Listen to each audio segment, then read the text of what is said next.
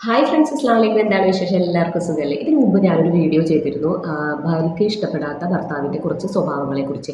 അപ്പോൾ അതിൻ്റെ ഇടയിൽ ഒരു കമൻറ്റ് വന്നിരുന്നു, നേരെ തിരിച്ചിട്ടുള്ള ഒരു വീഡിയോ ചെയ്യണം എന്ന് പറഞ്ഞിട്ട്. അതായത് ഭർത്താവിന് ഇഷ്ടപ്പെടാത്ത ഭാര്യയുടെ കുറച്ച് കാര്യങ്ങൾ എന്നുള്ളത്. അപ്പോൾ ആ ഒരു കാര്യമാണ് ഇന്ന് ഈ വീഡിയോയിൽ ഞാൻ ഷെയർ ചെയ്യുന്നത്.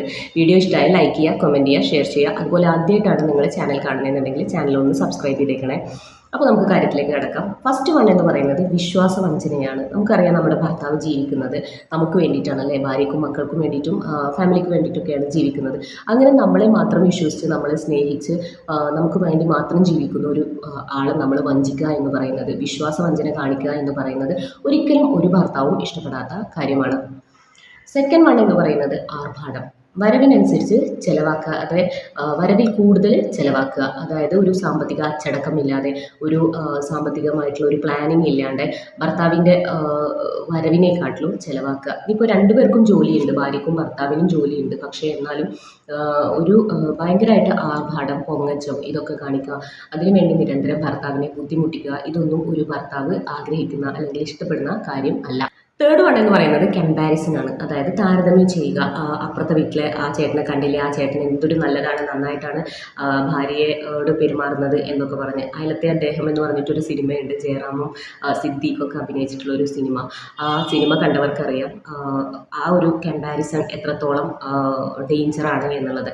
അപ്പോൾ നമ്മൾ മറ്റുള്ള ആളുകളുമായിട്ട്, അല്ലെങ്കിൽ എൻ്റെ ബ്രദറിനെ കണ്ടില്ലേ, എൻ്റെ ബ്രദർ എത്ര നല്ലതാണ്, അതല്ലെങ്കിൽ നിങ്ങളുടെ അളിയനെ കണ്ടില്ലേ, നിങ്ങളുടെ പെങ്ങളെ ഭർത്താവിനെ കണ്ടില്ലേ, അവരെത്ര നല്ലതാണ്, അല്ലെങ്കിൽ നിങ്ങളുടെ ഫ്രണ്ട് എത്ര നല്ലതാണ് എന്നൊക്കെ പറഞ്ഞ് നമ്മളിങ്ങനെ കമ്പയർ ചെയ്യുക, താരതമ്യം ചെയ്തുകൊണ്ട് എന്ത് ചെയ്യുക, അവരിങ്ങനെ താഴ്ത്തിക്കെട്ടുക.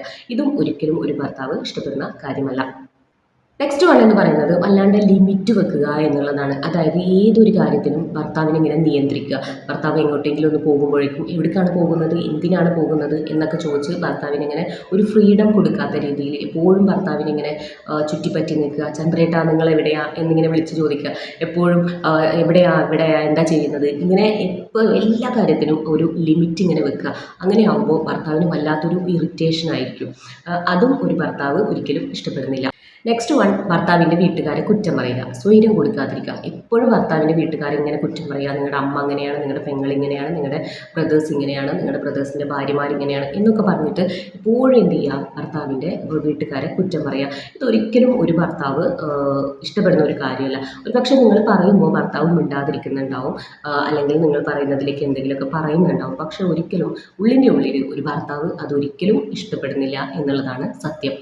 Next one, of course body shaming. ഒരാളും, അതിപ്പോൾ ഭർത്താവാവട്ടെ ഭാര്യ ആവട്ടെ ഏതൊരു മനുഷ്യനാവട്ടെ, ഇഷ്ടപ്പെടാത്തൊരു കാര്യമാണ് ബോഡി ഷെയ്മിങ്.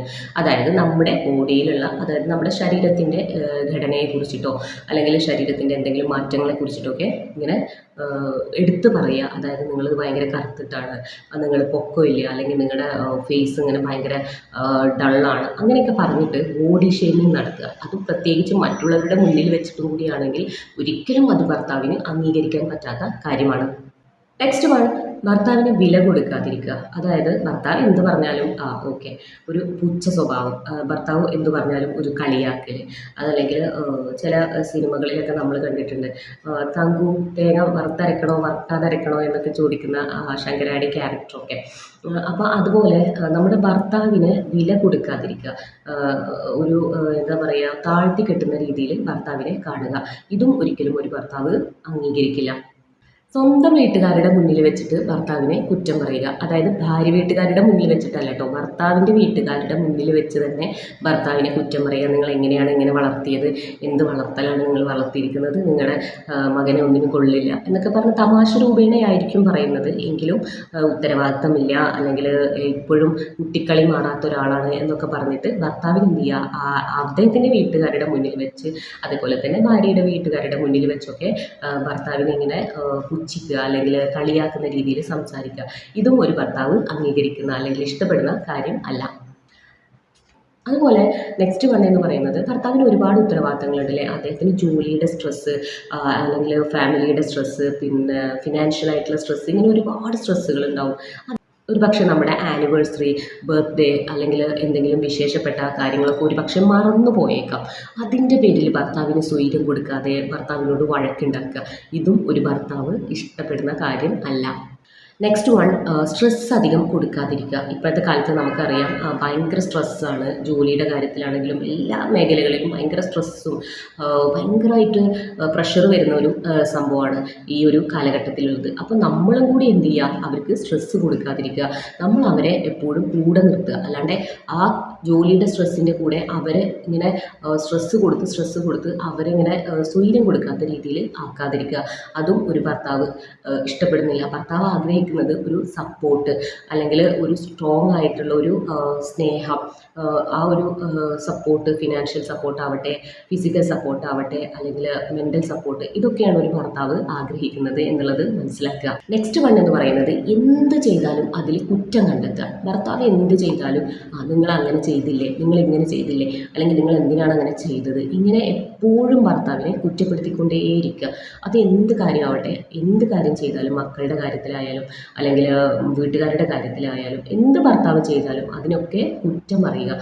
ഇതും ഒരു ഭർത്താവ് ഇഷ്ടപ്പെടാത്തൊരു സംഭവമാണ്. നെക്സ്റ്റ് വൺ, മക്കളോട് അച്ഛൻ്റെ കുറ്റം പറയുക. അതായത് മക്കളോട് പറയാം, നിങ്ങളുടെ അച്ഛൻ അങ്ങനെയാണ്, നിങ്ങളുടെ അച്ഛൻ ഇങ്ങനെയാണ്, നിങ്ങളുടെ അച്ഛൻ ഉത്തരവാദിത്തമില്ല, അല്ലെങ്കിൽ നിങ്ങളുടെ അച്ഛനെ പെരുമാറാൻ അറിയില്ല, നിങ്ങളുടെ അച്ഛൻ എവിടെ എന്ത് പറയണം എന്നറിയില്ല, ആരോട് എങ്ങനെ പെരുമാറണം എന്നറിയില്ല. ഇങ്ങനെയൊക്കെ പറഞ്ഞിട്ട് ഭർത്താവിനെ എപ്പോഴും എന്ത് ചെയ്യുക, മക്കളോട് കുറ്റം പറയുക. അത് നമ്മൾ ഒരിക്കലും ചെയ്യാൻ പാടില്ല. കാരണം മക്കളുടെ ഉള്ളിൽ അച്ഛൻ എന്ന് പറയുമ്പോൾ അവർക്ക് ഒരു ഇമേജ് ഉണ്ടാവും, അവർക്കൊരു സ്ഥാനം ഉണ്ടാവും.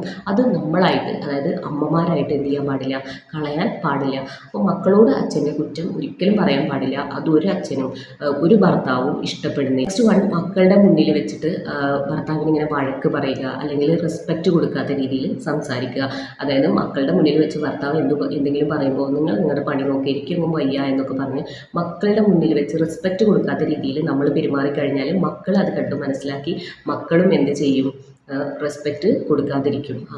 അമ്മയ്ക്ക് തന്നെ അച്ഛന് ഒരു വിലയില്ല, പിന്നെ ഞങ്ങൾ എന്തിനാണ് വില വെക്കണേ എന്നുള്ള ഒരു ആറ്റിറ്റ്യൂഡ് മക്കളുടെ മനസ്സിൽ വരും. ഇത്രയൊക്കെയാണ് ഞാൻ മനസ്സിലാക്കിയിട്ടുള്ള കാര്യങ്ങൾ. ഇനിയും ഒരുപാടുണ്ടാവും. അപ്പം നിങ്ങൾക്ക് അത് ഈ വീഡിയോയുടെ താഴെ കമൻറ്റ് ചെയ്യാം. ഭർത്താവിന് ഭാര്യയിൽ ഇഷ്ടപ്പെടാത്ത ഒരുപാട് സംഭവങ്ങൾ ഉണ്ടാവും.